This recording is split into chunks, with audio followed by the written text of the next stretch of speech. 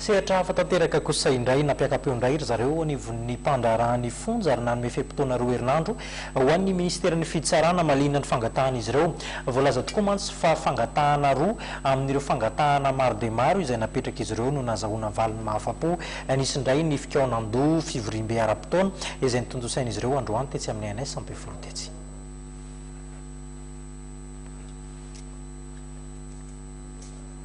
Raha toka mbola tsy vonona ny sary mahakasika azy ity dia hoentina amintsika miandalana eo ihany izay lafim-baovao izay fa tsy mbola ampy kosa ho an'ny orinasa malagasy ny isan'ny expert comptable indrindra ho antsika eto Madagasikara zany.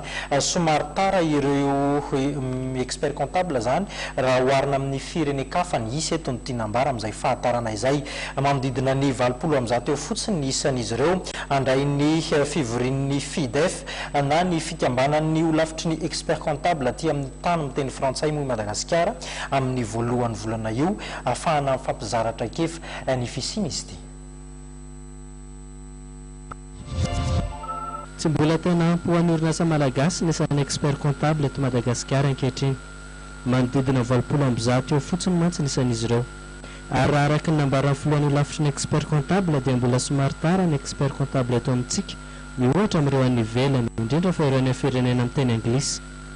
Handray ny fivorian'ny FIDEF na ny fikambanan'ny olafitry ny expert comptable aty amin'ny tany miteny frantsay moa Madagasikara amin'ny volana ambony ho avy io.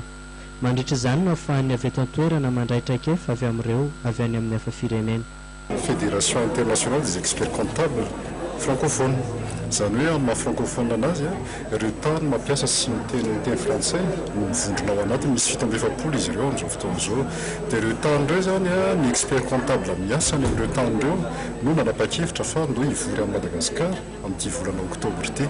Ilay fivoriana izay antsoina hoe assise dia fivoriana mitohy. Misy foana io dia tamin'ity indray mitoraka ity ilay izy milahatra amin'ilay natsotsika hoe sommet chef d'état francophone. Fivorianay amin'ny oktobra. Amin'ny fivoriana amin'ny oktobra io ny anisan'ny zavatra hodiniana eto amin'ny tanitsika dia izao. Ahoana no ahafahana manatsara ny modèle économique mety ho an'ny expertise comptable aty amin'ny tany mampiasa ny teny frantsay. Raha ohatra ampahafantarina anareo tsotsotra dia fomba fijery ny expertise comptable misy ilay antsointsika hoe any amin'ny tany anglo-saxon manana ny fomba fiasana izy ary misy ilay ohatran'ny antsika aty amin'ny tany francophone. Tanjon'ity lavitra ity moa nampiditra ireo orinasa tsy manara-dalàna mba hiditra ao amin'ny ara-dalàna. Hetsika sy asa maro moa noho izany no tanterana mba hampidirana ireo orinasa tsy ara-dalàna ao amin'ny sehatry ny ara-dalàna ity.